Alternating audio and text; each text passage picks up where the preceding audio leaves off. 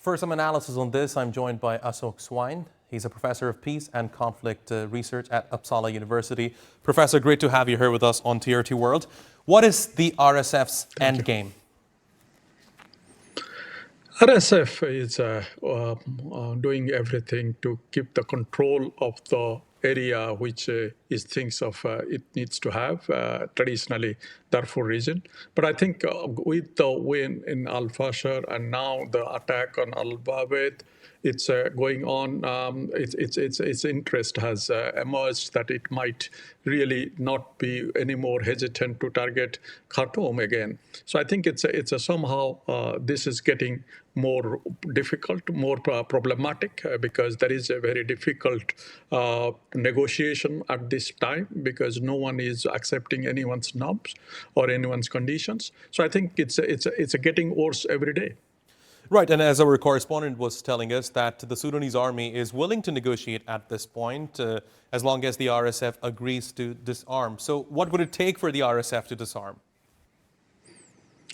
But we should realize that when the 4 years back when these things happened and then the process went on for 2 years, on this basis, there was a fighting started 2 years ago.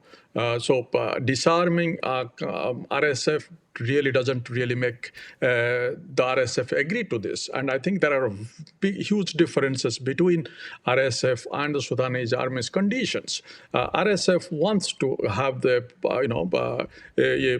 regular partner in power sharing, or at least to keep the control of the areas it has, whereas not to really give up its arms.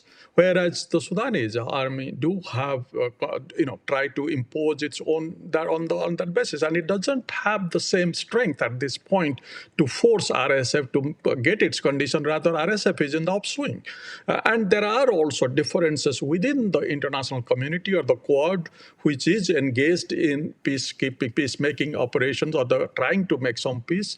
There are huge differences within that Quad also what they want, and then we are also need to realize that the positions of RSF or RSF backers have also conditions or that what Sudanese army should be also accepted. So there is, to put it bluntly, there is absolutely no way that I can see at this point that any party is coming to any kind of negotiated settlement at this point, unless they really try to figure out what they are doing to the country, what they're doing to their people, and try to find a way of sharing the power.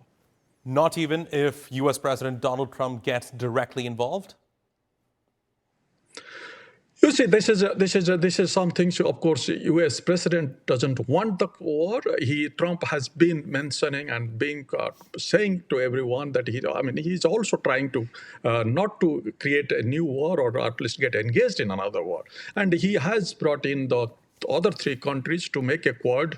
Egypt, Saudi Arabia and UAE are engaged in negotiation. I mentioned before that the Quad is itself divided, and the Trump at this point hasn't really focused on Sudan yet. Sudan war is going on for more than 2.5 years. So his priority has been before the Gaza, and now he is most of the actions, of course, internal U.S. politics, but also at the same time, Ukraine is the first priority. So Sudan hasn't been his priority. If Trump wants to get engaged completely, fully, I think the groups, those who are differences within that Quad group, will be able to settle, and he is the only one who probably can deliver some sort of agreement between these two parties or between the two parties and their backers, and we can find a settlement. But it's the time we need to wait for that Trump puts its first focus on Sudan.